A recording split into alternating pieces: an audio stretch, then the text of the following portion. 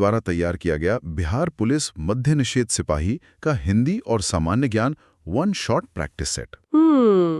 इस सेट की काफी चर्चा है। इसने तैयारी के तरीके को ही पलट कर रख दिया है। हाँ, और इस विशेष सेट की जो सबसे बड़ी खासियत उभर कर आती है वो है इसका SPI मॉडल। यानी सब्जेक्ट समझो, पैटर्न पकड़ो, इम्पोर्टेंस जानो। बिल्कुल। देखिए, ये मॉडल इस मनोविज्ञान पर आधारित है कि जब दिमाग किसी जानकारी के पीछे का पैटर्न देख लेता है तो उसे रटने की जरूरत नहीं पड़ती। वो जानकारी हमेशा के लिए हमारी स्मृति का हिस्सा बन जाती है। ठीक है, चलिए इसे थोड़ा विस्तार से समझते हैं। आज हमारा लक्ष्य सिर्फ तथ्यों की एक उबाऊ सूची पढ़ना नहीं है। हम ये देखेंगे कि ये SPI मेमोरी ट्रिक असल में काम कैसे करती है। ये बहुत दिलचस्प होने वाला है। हाँ, और इस पूरी प्रक्रिया को बेहद मजेदार बनाने के लिए आज का ये सत्र एक क्विज शो की तरह आगे बढ़ेगा। अरे वाह, ये एक बहुत ही प्रभावी तरीका है। मतलब संज्ञानात्मक विज्ञान यानी कॉग्निटिव साइंस भी यही कहता है कि जब दिमाग को सक्रिय रूप से कोई चुनौती दी जाती है तो वो चीजों को कहीं बेहतर तरीके से ग्रहण करता है। तो नियम बहुत ही सीधे और स्पष्ट हैं। इस सेट से कुछ बेहतरीन सवाल उठाए जाएंगे। हर सवाल और उसके चारों विकल्प सुनने के बाद श्रोताओं को जवाब सोचने के लिए 5 सेकंड का समय मिलेगा। चलिए, बिना किसी देरी के भाषा के इस दिलचस्प चक्रव्यूह में प्रवेश करते हैं और शुरुआत करते हैं हिंदी व्याकरण तथा शब्दावली से। मैं तैयार हूँ। तो पहला सवाल है, धूमिल शब्द का विपरीत यानी विलोम शब्द क्या है? विकल्प हैं A धुंधला, B उज्जवल, C चमकीला या D स्वच्छ। श्रोताओं के लिए सोचने का समय शुरू होता है अब। 5, 4, 3, 2, 1 और इसका सही जवाब है विकल्प B उज्जवल। इसकी बहुत ही संक्षिप्त व्याख्या ये है कि धूमिल का अर्थ गंदा या धुंधला होता है, जबकि उज्जवल का अर्थ एकदम साफ या चमकता हुआ है। याद रखने की ट्रिक है, धुआं हटाओ, उजाला लाओ। अरे ये ट्रिक, ये सच में बहुत बढ़िया है। देखिए, इस ट्रिक के पीछे का मनोविज्ञान बहुत गहरा है। धुआं हटाओ, उजाला लाओ सिर्फ तुकबंदी नहीं है। हाँ बिल्कुल। यहाँ विजुअल मेमोरी यानी दृश्य स्मृति का इस्तेमाल किया गया है। मतलब जब कोई शब्द सुना जाता है तो दिमाग अक्सर उसे भूल सकता है, लेकिन जब उसके साथ धुएं के छटने और रोशनी के आने का एक स्पष्ट चित्र जोड़ दिया जाता है तो वो लंबे समय तक याद रहता है। और यहाँ विकल्पों में जो जाल बिखाया गया था वो भी ध्यान देने लायक है। जी। चमकीला और स्वच्छ भी धूमिल के उल्टे लग सकते हैं। अक्सर जल्दबाजी में लोग स्वच्छ पर टिक लगा देते हैं। एकदम सही। परीक्षक अक्सर ऐसे ही मिलते जुलते विकल्प देते हैं ताकि वे देख सकें कि शब्द की गहराई और उसके मूल भाव की समझ है या नहीं। यहीं पर SPI मॉडल का सब्जेक्ट समझो वाला हिस्सा काम आता है। शब्दों के अर्थ और उनके दृश्य चित्रण से निकलकर अब भाषा के उस हिस्से की ओर चलते हैं जहां शब्द एक दूसरे से जुड़कर नए रूप लेते हैं, व्याकरण की तरफ। जी हाँ। जब अर्थ समझ आ जाए तो ये जानना भी जरूरी है कि इन शब्दों का ढांचा कितना वैज्ञानिक होता है। तो हमारा दूसरा सवाल है, यदि ए, ओ तथा ओ के बाद कोई भिन्न स्वर आता है तो इनके स्थान पर क्रमशः अय, आय, अव और आव हो जाता है। ये कौन सी संधि है? ये थोड़ा तकनीकी है। बिल्कुल। विकल्प हैं ए दीर्घ, बी गुण, सी वृद्धि या डी अयादि। समय शुरू होता है 5, 4, 3, 2, 1। सही जवाब है विकल्प डी अयादि। अयादि संधि। हाँ, और व्याख्या ये है कि ये अयादि संधि का बहुत ही महत्वपूर्ण नियम है। जैसे पो और इत्र मिलकर बनते हैं पवित्र। इसे पहचानने की सबसे आसान ट्रिक ये है कि शब्द के बीच में अक्सर य या व आता है। देखिए, व्याकरण का ये हिस्सा अक्सर सबसे ज्यादा डराता है। मतलब नियम याद रखना बहुत मुश्किल लगता है। हाँ, मुझे भी लगता था। लेकिन अगर हम इस य और व वाले पैटर्न को पकड़ लें तो ये बहुत आसान हो जाता है। और यहाँ बात सच में बहुत दिलचस्प हो जाती है। अयादि संधि किसी केमिकल रिएक्शन की तरह है। केमिकल रिएक्शन जरा समझाइए। मेरा मतलब है जैसे रसायन विज्ञान में जहां दो अलग अलग तत्व मिलकर एक बिल्कुल नया यौगिक बनाते हैं, ठीक वैसे ही यहां दो अलग अलग ध्वनियां मिलकर एक बिल्कुल नई ध्वनि जैसे य या व पैदा करती हैं। अरे वाह, ये तुलना बहुत सटीक है।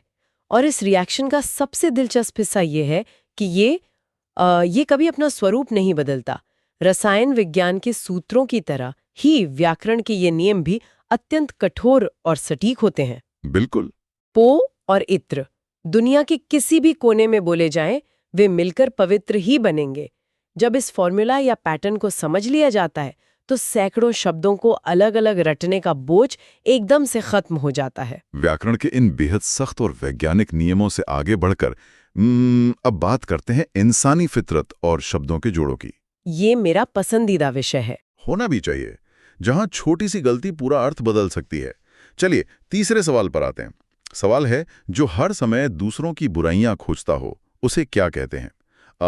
विकल्प हैं ए परनिंदक, बी सर्वनिंदक, सी छिद्रान्वेषी या डी आलोचक। समय शुरू होता है 5, 4, 3, 2, 1 और सही उत्तर है विकल्प सी छिद्रान्वेषी। छिद्रान्वेषी। जी, छोटी सी व्याख्या ये है कि दूसरों के छिद्र यानी कमियां ढूंढने वाला छिद्रान्वेषी कहलाता है, जबकि आलोचक किसी के गुण और दोष दोनों देखता है। यहाँ जो सबसे दिलचस्प बात है वो ये है कि अक्सर लोग छिद्रान्वेषी और आलोचक को एक समझ लेते हैं, मतलब दोनों को नकारात्मक मान लिया जाता है। एकदम सही कहा। अगर हम इसे आज के संदर्भ में देखें तो छिद्रान्वेषी इंटरनेट के उन ट्रोल्स की तरह हैं जो सिर्फ कमियां निकालते हैं, जिनका काम बस दूसरों को नीचा दिखाना होता है। हाँ, इंटरनेट ट्रोल्स। जबकि आलोचक एक निष्पक्ष मूवी रिव्यूअर की तरह है जो अच्छी और बुरी दोनों बातें बताता है, वो पूरी तस्वीर सामने रखता है। बिल्कुल। और यही कारण है कि ये सवाल पुलिस परीक्षा के सेट में इतनी अहमियत रखता है। अच्छा, वो कैसे? देखिए, एक अच्छे पुलिस अधिकारी या प्रशासक के लिए ये बहुत जरूरी है कि वो स्थिति का आकलन एक आलोचक की तरह करे, जहां वो पूरी सच्चाई को निष्पक्ष रूप से देख सके। अगर नजरिए सिर्फ छिद्रान्वेषी वाला होगा तो न्याय करना संभव हो जाएगा। बहुत गहरी बात कही आपने। शब्दों के अर्थ के पीछे छिपे इस दर्शन को समझने के बाद अब बढ़ते हैं शब्द युग्म की तरफ। ये हमारा चौथा सवाल है, जहां लोग सबसे ज्यादा फंसते हैं। जी हाँ, सवाल है अनिल अनल शब्द युग्म का सही अर्थ क्या है? अ वायु अग्नि, बी अग्नि वायु, सी हवा पानी या डी आग पानी। समय है 5, 4, 3, 2, 1। सही उत्तर है विकल्प ए वायु अग्नि। वायु और अग्नि। बिल्कुल। अनिल का मतलब हवा है और अनल का मतलब आग है। परीक्षा के लिए इसकी शानदार ट्रिक है, अनिल भैया हवा में उड़ गए और अनल ने आग लगा दी। हाँ, अनिल भैया हवा में उड़ गए सुनने में ये सच में बहुत ही मजाकिया लगता है ना? हाँ, लेकिन स्मृति विज्ञान के अनुसार जब किसी जटिल जानकारी को किसी हास्यास्पद या अजीब कहानी से जोड़ दिया जाता है तो दिमाग उसे तुरंत रजिस्टर कर लेता है। हम सामान्य चीजें भूल जाते हैं, पर जो चीजें हमें हंसाती हैं वो छप जाती है। बिल्कुल। अब कोई भी अनिल नाम का व्यक्ति इस ट्रिक को सुनकर शायद थोड़ा झेप जाए, लेकिन परीक्षा हॉल में ये अनिल भैया यकीनन एक पूरा नंबर दिलाकर जाएंगे। और यही एसपीआई ट्रिक की असली जीत है। तो हिंदी भाषा की बारीकियों को पार करने के बाद इस क्विज का रुख सामान्य ज्ञान यानी जीके की ओर करते हैं। ये किसी भी प्रशासनिक परीक्षा की रीढ़ है। बिल्कुल, इसके बिना तो परीक्षा की कल्पना भी नहीं की जा सकती। तो राष्ट्रीय प्रतीक से जुड़ा हमारा 5वां सवाल है, भारत का राष्ट्रीय प्रतीक भारत सरकार द्वारा कब अपनाया गया था? विकल्प हैं ए 15 अगस्त 1947, बी 14 अगस्त 1947, सी 26 जनवरी 1950 या डी 20 अगस्त 1950। समय शुरू होता है 5, 4, 3, 2, 1 और सही जवाब है विकल्प सी 26 जनवरी 1950। गणतंत्र दिवस के दिन। जी। व्याख्या यह है कि सारनाथ स्थित अशोक स्तंभ को संविधान लागू होने के दिन ही अपनाया गया था और इसके नीचे लिखा सत्यमेव जयते मुंडकोपनिषद से लिया गया है। देखिए, अगर हम इसे व्यापक संदर्भ में देखें तो ये प्रतीक सिर्फ एक चित्र नहीं है। तो फिर क्या है? ये हमारे प्राचीन उपनिषदों की दार्शनिक सोच को आधुनिक गणतंत्र के साथ जोड़ता है। सम्राट अशोक के शांति और धर्म के संदेश को देश का प्रतीक बनाना हमारी जड़ों को हमारे भविष्य से जोड़ता है। ये एक बहुत ही शक्तिशाली विचार है। शासन और संविधान की बात कर ही रहे तो चलिए अर्थव्यवस्था के एक बहुत ही कड़े नियम की तरफ चलते हैं। जी, पूछिए। छठा सवाल है, भारतीय संविधान के किस अनुच्छेद में मनी बिल को परिभाषित किया गया है? विकल्प है ए अनुच्छेद 110, बी अनुच्छेद 109, सी अनुच्छेद 115 या डी अनुच्छेद 113? समय है 5, 4, 3, 2, 1 और सही जवाब है विकल्प ए अनुच्छेद 110। अनुच्छेद 110 बिल्कुल। व्याख्या यह है कि संविधान के अनुच्छेद 110 में धन विधेयक यानी मनी बिल की परिभाषा है और सबसे अहम बात, मनी बिल केवल लोकसभा में ही पेश किया जा सकता है। सिर्फ लोकसभा में। तो इस सब का असल में क्या मतलब है? मतलब इस नियम की सख्ती पे इतना जोर क्यों है कि ये केवल लोकसभा तक ही सीमित रखा गया? ये लोकतंत्र की सबसे बड़ी ताकत को दर्शाता है। देखिए, लोकसभा के सदस्य सीधे आम जनता द्वारा चुने जाते हैं। हाँ, हम उन्हें वोट देते हैं। बिल्कुल। चूंकि मनी बिल देश के करदाताओं के पैसे से जुड़ा होता है, इसलिए संविधान निर्माताओं ने यह तय किया कि जनता के पैसे को खर्च करने का अधिकार सिर्फ उन प्रतिनिधियों के पास होना चाहिए जिन्हें जनता ने खुद चुना है। वाह! जब हम इस क्यों को समझ लेते हैं तो अनुच्छेद 110 महज रटने वाला एक नंबर नहीं रहता। सही कहा। वो पूरी की पूरी लोकतांत्रिक व्यवस्था की कहानी बन जाता है। चलिए, अब संसद के गलियारों से निकलकर देश के खेतों की बात करते हैं, जहां से हमारी अर्थव्यवस्था का एक बड़ा हिस्सा जुड़ा है। कृषि क्रांतियां। जी, ये आज का आखिरी सवाल है। तिलहन यानी ऑयल सीड्स के उत्पादन में अचानक हुई वृद्धि को कौन सी क्रांति कहा जाता है? विकल्प हैं ए काली क्रांति, बी स्वर्ण क्रांति, सी पीली क्रांति या डी भूरी क्रांति। समय शुरू होता है 5, 4, 3, 2, 1। सही जवाब है विकल्प सी पीली क्रांति। पीली क्रांति। व्याख्या बहुत सरल है। सरसों और अन्य तिलहन फसलें पीली होती हैं, इसलिए इसे पीली क्रांति कहते हैं। देखिए, यहाँ भी एक बहुत ही साफ पैटर्न है। रंगों के आधार पर काली क्रांति पेट्रोलियम से जुड़ी है और भूरी क्रांति चमड़ा उत्पादन से। इससे एक अहम सवाल उठता है कि कैसे रंग हमारी याददाश्त को चीजों से जोड़ने में मदद करते हैं। ये तो फिर से विजुअल मेमोरी वाली बात हो गई। क्विज स्टाइल डीप डाइव में हमने देखा कि एजे प्रेप के इस सेट में तथ्यों को रटने की बजाय उन्हें स्मार्ट तरीके से याद करने। प्रश्न संख्या 8, हंस शब्द की जगह कौन सा शब्द प्रयुक्त नहीं किया जा सकता? हंस। विकल्प हैं ए सूर्य, बी योगी, सी श्वेत या फिर डी अमृत। श्रोताओं, सोचने के लिए समय शुरू होता है अब। 5, 4, 3, 2, 1 और सही उत्तर है डी अमृत। बिल्कुल सही। हंस के कई अर्थ होते हैं, जैसे सूर्य, योगी और श्वेत, लेकिन अमृत का अर्थ सुधा या पीयूष होता है, इसलिए ये हंस का विकल्प नहीं है। एकदम सटीक व्याख्या। अब यहां रुककर इसकी गहराई को समझते हैं, क्योंकि ये बात मुझे बहुत ही चौंकाने वाली लगी। किस तरह से? देखिए, जब हम हंस शब्द सुनते हैं तो हमारे दिमाग में सबसे पहले क्या आता है? एक सुंदर सा सफेद पक्षी, है ना? हाँ, बिल्कुल, एक पक्षी की ही छवि बनती है। लेकिन विकल्प में सूर्य और योगी भी दिए गए हैं। मतलब एक पक्षी का सूरज या फिर किसी सन्यासी से क्या संबंध हो सकता है? मैं यही सोच रहा था। यही तो हमारी भाषा और दर्शन की सबसे बड़ी खूबसूरती है। ये सिर्फ एक शब्द नहीं है, बल्कि एक पूरा रूपक है। रूपक? मतलब कैसे? भारतीय दर्शन में हंस को नीर शीर विवेक का प्रतीक माना जाता है। नीर शीर विवेक? हाँ, मतलब ऐसा विवेक जो पानी और दूध को अलग कर सके, जो सच और झूठ के बीच का अंतर समझ सके। और एक सच्चा योगी भी तो यही करता है ना? अरे वाह, हाँ, ये तो है। वह दुनियादारी के मोह माया रूपी कीचड़ में रहते हुए भी उससे अलग रहता है और परम सत्य को पहचानता है। इसीलिए आपने सुना होगा, बड़े बड़े योगियों को परमहंस की उपाधि दी जाती है। बाप रे, तो बहुत ही गहरा विचार है। मतलब एक पक्षी के गुण को सीधे अध्यात्म से जोड़ दिया गया। और सूर्य के साथ इसका क्या संबंध है?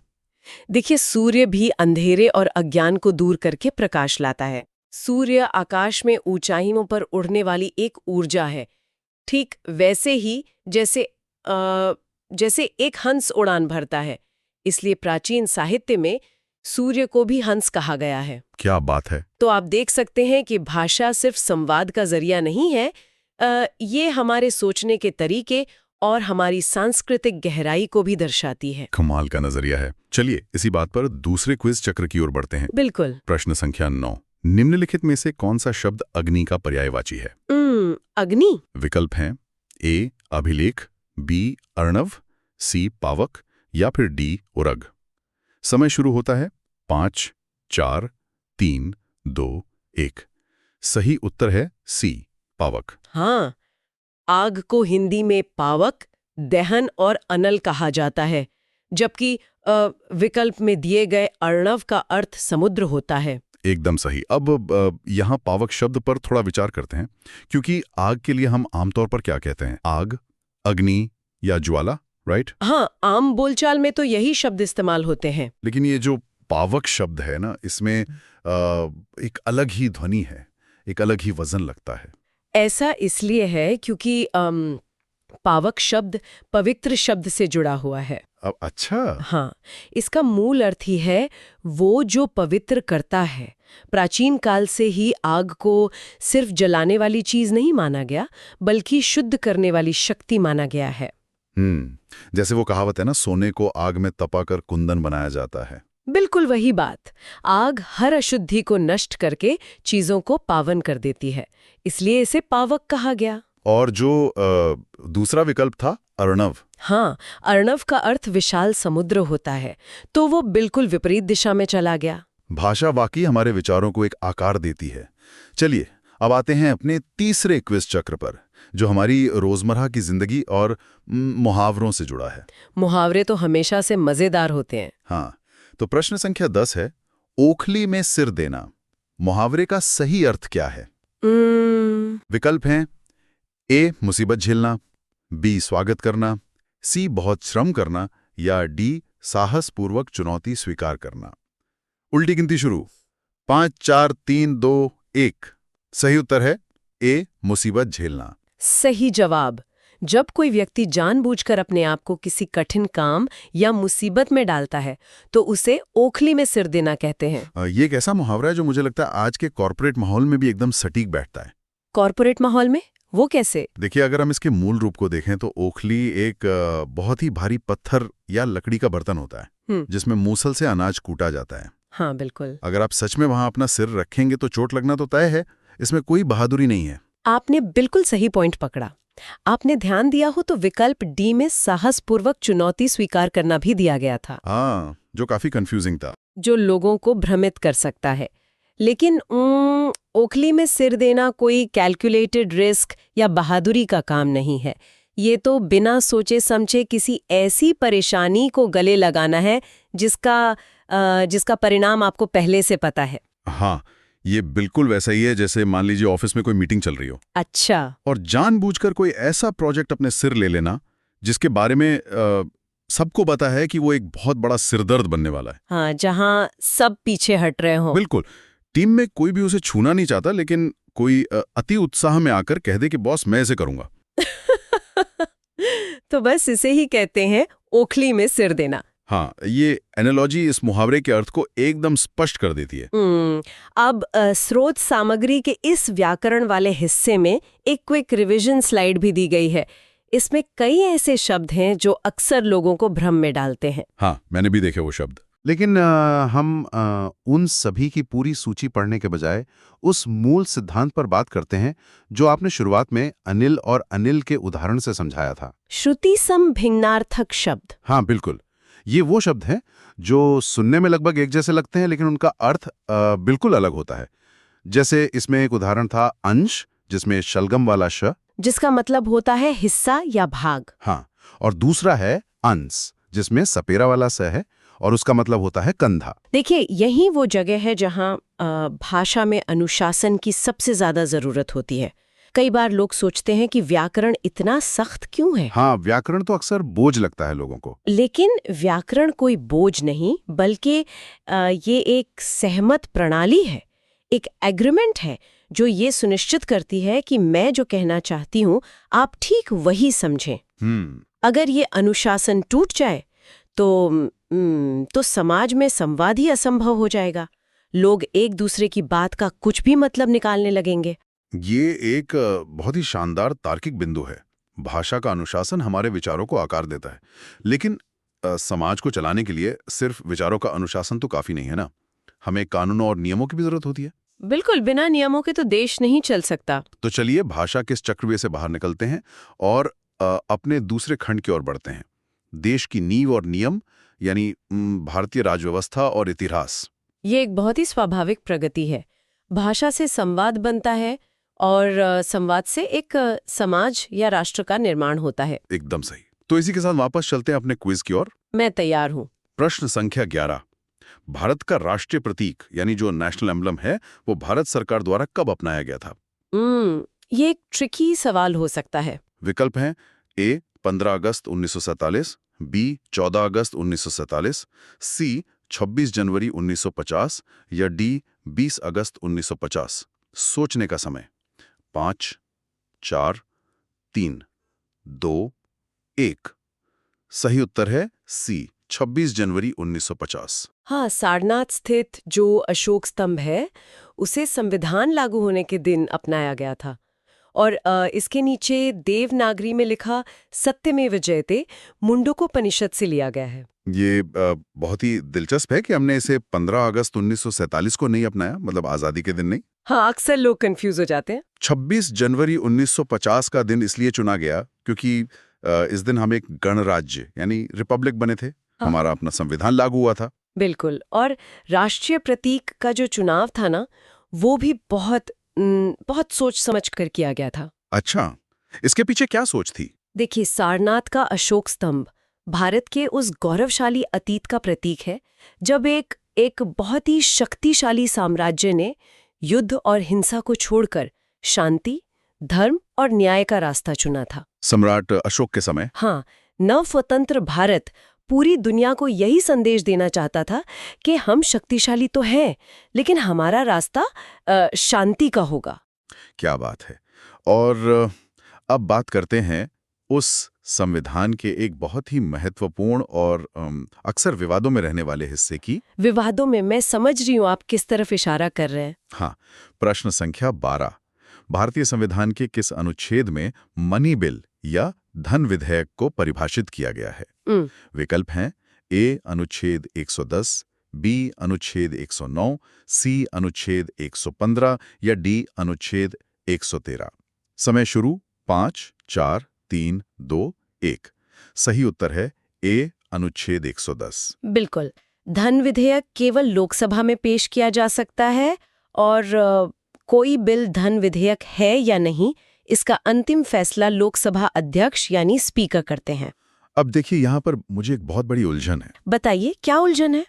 जब हम कहते हैं कि कोई बिल मनी बिल है या नहीं, इसका अंतिम फैसला लोकसभा अध्यक्ष का होगा और उसे किसी भी अदालत में चुनौती नहीं दी जा सकती। हाँ, संविधान में ऐसा ही प्रावधान है। तो क्या ये बहुत बड़ी खामी नहीं है? मतलब स्पीकर आमतौर पर उसी सत्ताधारी दल का होता है जिसके पास लोकसभा में बहुमत होता है। बिल्कुल। ऐसे में तो सरकार किसी भी बिल को जिस पर उन्हें लगे कि राज्यसभा में अड़चन आ सकती है या बिल पास नहीं होगा, उसे मनी बिल का टैग लगाकर पास करवा सकती है।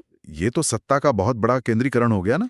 ये बहुत ही तीखा और जरूरी सवाल है और अक्सर इस पर बहस भी होती है, लेकिन असल में संविधान निर्माताओं ने ये शक्ति लोकसभा अध्यक्ष को बहुत सोच समझ कर दी थी। वो कैसे?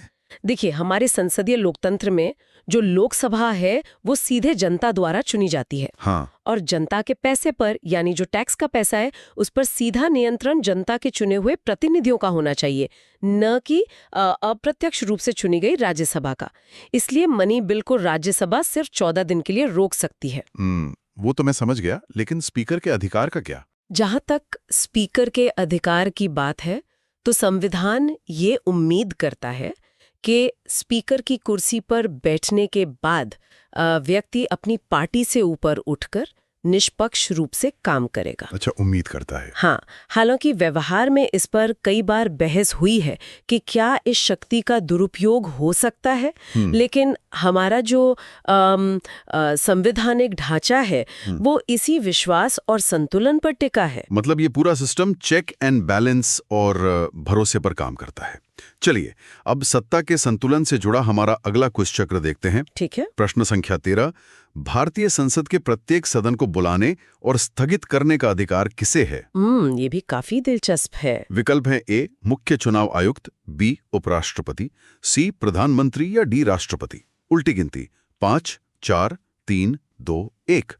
सही उत्तर है डी राष्ट्रपति। हाँ, संविधान के अनुच्छेद 85 क्लॉज 1 के अनुसार देश के संवैधानिक प्रमुख होने के नाते संसद की बैठक बुलाने और समाप्त करने की शक्ति केवल राष्ट्रपति के पास है। हाँ, देखिए, जैसे स्कूल में कक्षाएं चलाने का, सिलेबस पूरा करने का और नीतियां बनाने का काम टीचर्स करते हैं, ठीक है। तो वो टीचर्स हमारे मंत्री हो गए। और प्रधानमंत्री मान लीजिए हेडमास्टर की तरह हैं, जो सब कुछ मैनेज कर रहे हैं। हाँ, समझ रही हूँ। लेकिन स्कूल का गेट कब खुलेगा, नया सत्र कब शुरू होगा और आधिकारिक रूप से छुट्टियां कब घोषित होंगी, इस बात की अंतिम चाबी सिर्फ स्कूल के सर्वोच्च अधिकारी यानी राष्ट्रपति के पास ही होती है। अरे वाह, ये एनालॉजी मुझे बहुत पसंद आई। है ना? हाँ, ये बहुत ही सरल तरीके से एक जटिल संवैधानिक व्यवस्था को समझा देती है।